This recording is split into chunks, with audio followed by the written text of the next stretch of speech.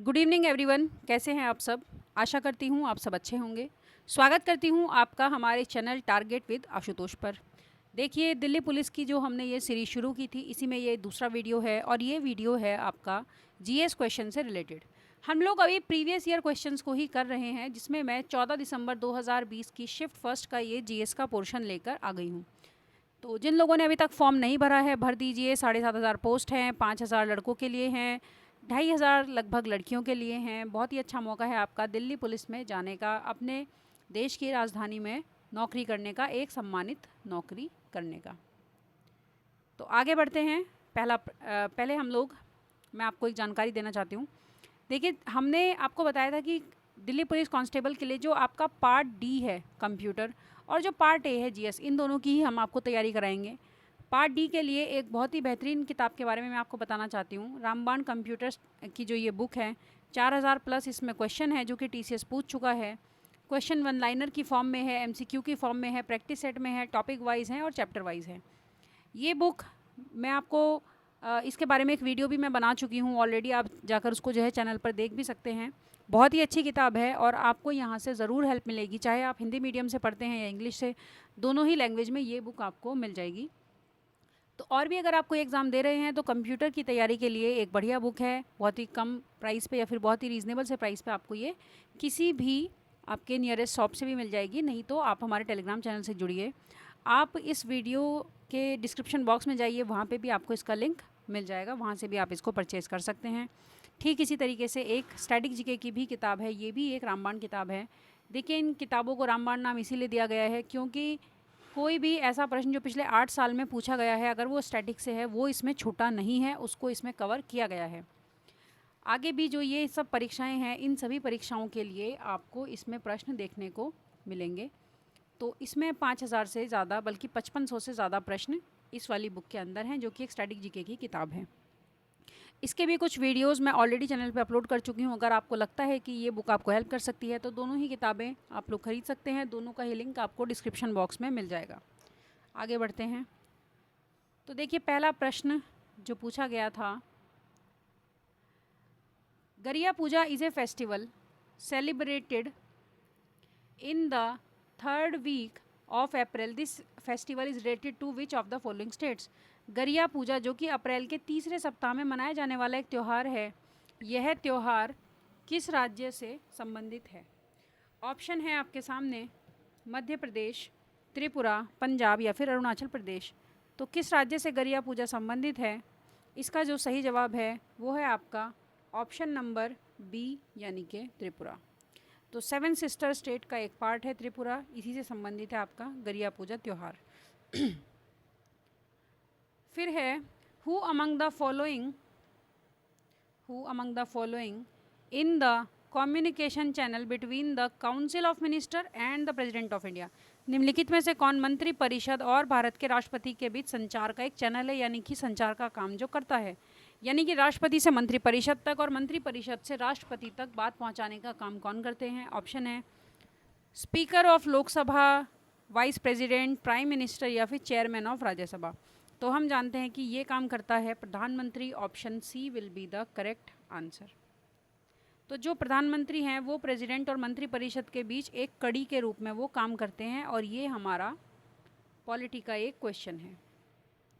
तो यहाँ से आपको एक अंदाज़ा हो जाना चाहिए कि किस तरीके के प्रश्न आपकी परीक्षा में पहले पूछे गए हैं और किस तरीके के आगे पूछे जाएंगे। Next, pyorrhea is a fill in the blanks infection which affects the gum tissues and if left untreated it often leads to subsequent loss of teeth. Pyorrhea एक संक्रमण है किस प्रकार का, जो मसूड़ों के ऊतकों को यानी कि टिश्यूज़ को प्रभावित करता है, और यदि इसका इलाज नहीं हो तो यह अक्सर बाद में दांतों को नुकसान भी पहुंचाता है। तो ये किस तरीके की एक बीमारी है, वायरल है, बैक्टीरियल है, फंगल है या फिर ये पैरासिटिक है। तो पायरिया क्या है, एक बैक्टीरियल डिजीज़ है, एक इन्फेक्शन है, बल्कि डिजीज़ नहीं, इसे हम इन्फेक्शन कहेंगे, इन्फेक्शन जो कि फैलते हैं। तो पायरिया एक बैक्टीरियल इन्फेक्शन है और जो हमारे दांतों या मसूड़ों में हो जाता है। Option B will be the correct answer, यानी कि साइंस से भी प्रश्न पूछे गए थे।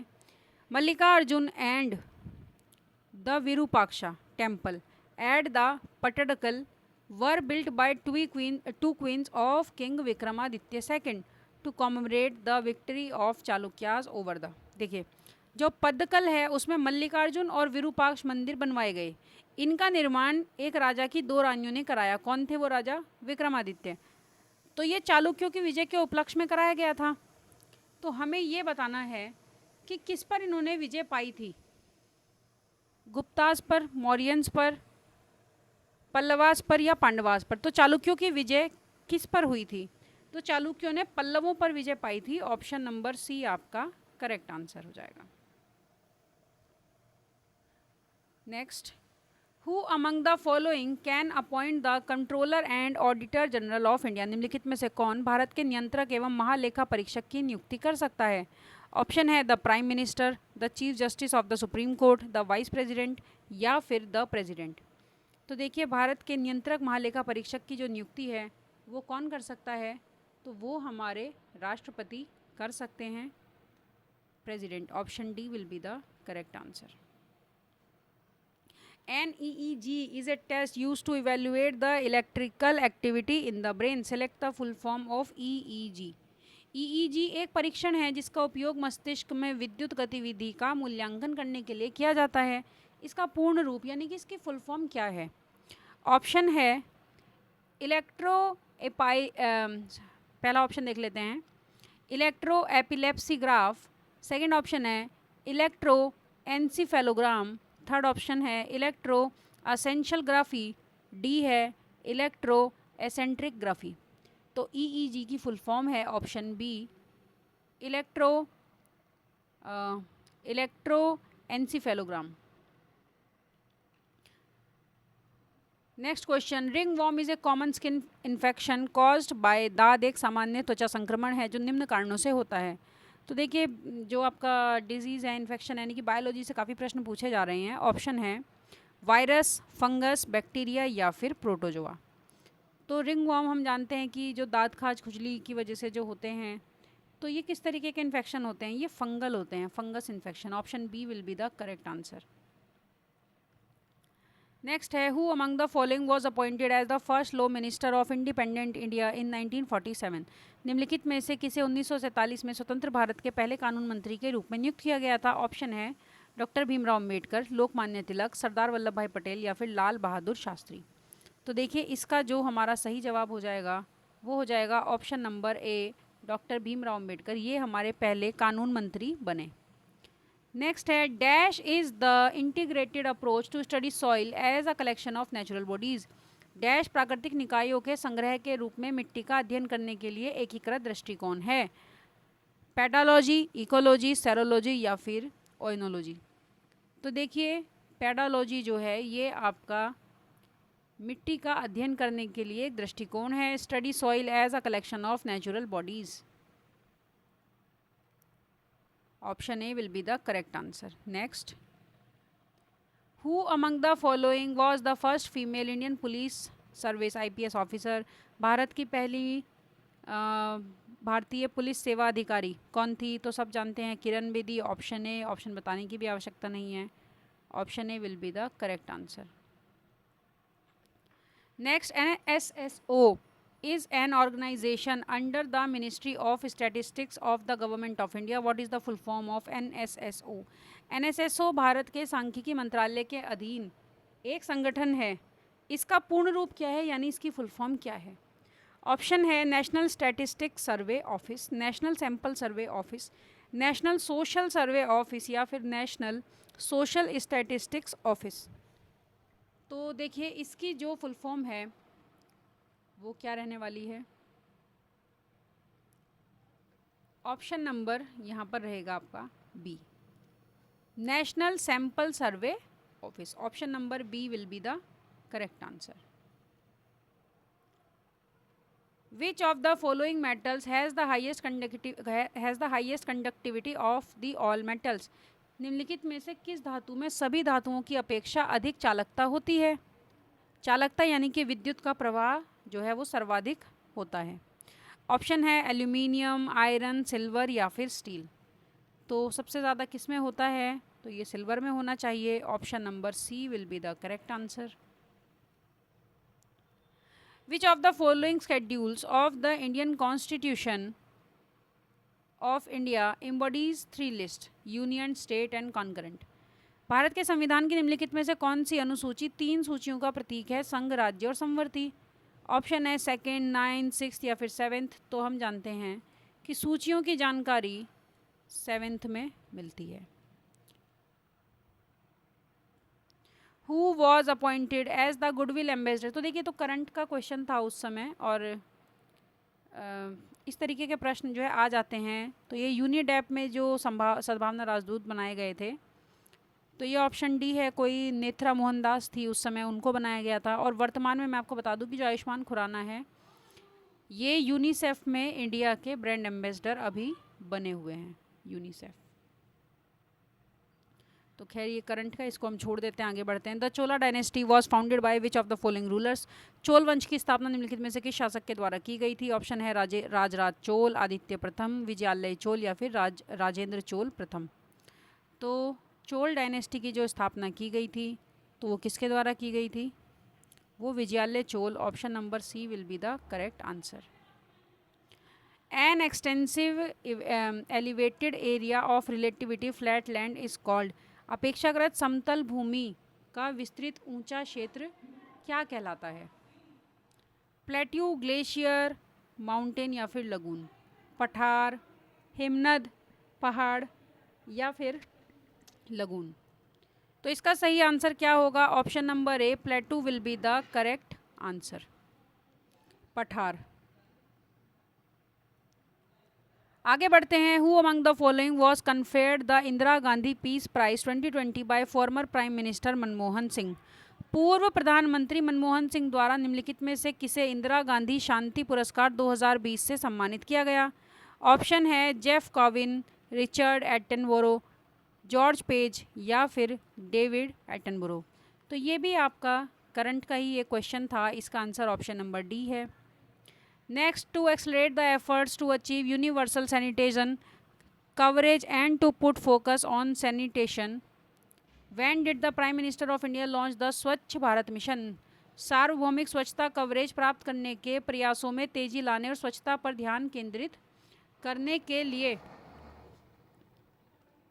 भारत के प्रधानमंत्री ने स्वच्छ भारत मिशन कब शुरू किया था? तो स्वच्छ भारत मिशन कब शुरू किया गया था? ऑप्शन है 15 अगस्त 2006, 14 नवंबर 2015, 26 जनवरी 2014 या फिर 2 अक्टूबर 2014। तो देखिए, महात्मा गांधी जी की जयंती से इसको शुरू किया गया था। Option number D will be the correct answer, 2 October 2014।